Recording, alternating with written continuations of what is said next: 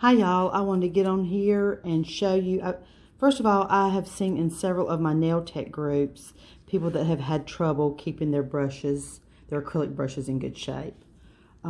This brush is about a year old, so it's not in tip-top shape or perfect condition. It's time for a new brush, but I have different ones. This is a larger one. I have some short ones, you know, different sizes, different lengths that do different things. And that one looks kind of bad, but I haven't used that one in a while.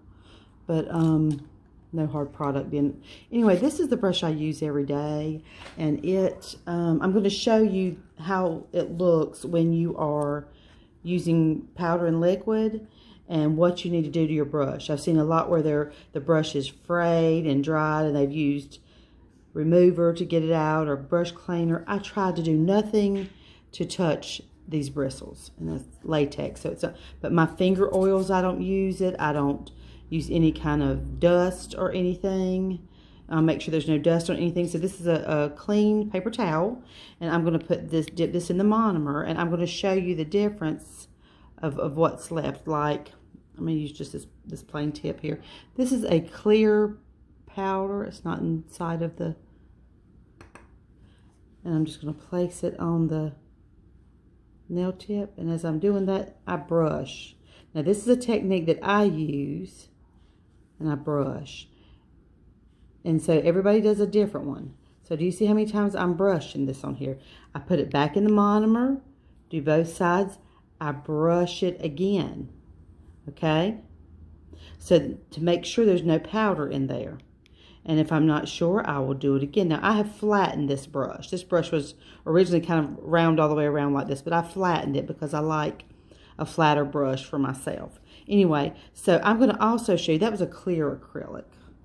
And so I'm going to show you the difference in what's inside this brush. What's inside this brush when you use white powder. So then it's a little more obvious that there is still product in the brush when you're using a white acrylic. So I'm going to put this in this Easy Flow Truly White powder I have right here.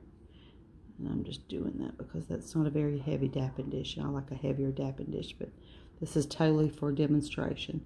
So I'm getting the white powder on my brush, and I am dabbing it on just like I did before. And this is not for a French, so I'm just showing y'all just how I pat with the belly. This is not an application for acrylic. This is showing you how to keep your brush from being dirty, from getting hard chunks in it. Like I said, this brush is about a year old, and it's still in good condition, but I baby it is what I do. And if I need to use more product or I need to use the belly to flatten something out, I'll do that too, for whatever. But I make sure that I keep it wet. This is my preference of doing this. This is not everybody's way, but this is the way that works for me. And like I said, I've had this brush over a year, and it's worked well. So again, I put it in the monomer, make sure there's plenty in there, and then I wipe it on the paper towel or wubby or whatever you're using. And as I get through, I have it in the condition I want it, okay?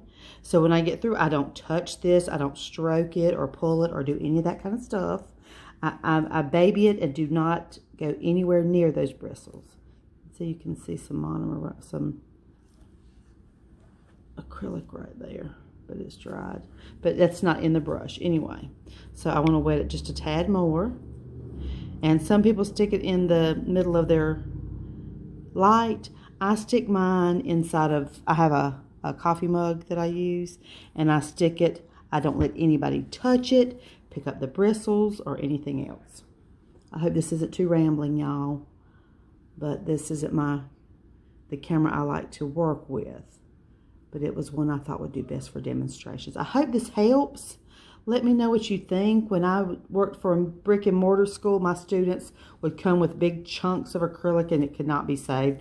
Don't pull the bristles out. they are set in the neck of this in a certain way with a certain calibration. You do not want to pull the bristles out. The more bristles you pull out, the looser this area gets. So this is tightened up around the amount and number of bristles there. So I hope this was a good tip. And for those of you that will probably ask, this is a number 8. I can use larger, smaller, whatever. But anyway, that's my quick demo. I hope this is helpful. Comment below if you have any more questions that I didn't cover about it. But once again, and when I start my next set, I dab it, push the belly down, gently pull it out, and I make sure it's in the condition and the shape I want it to be. I hope that was in screen. I hope this helped. Thanks, y'all.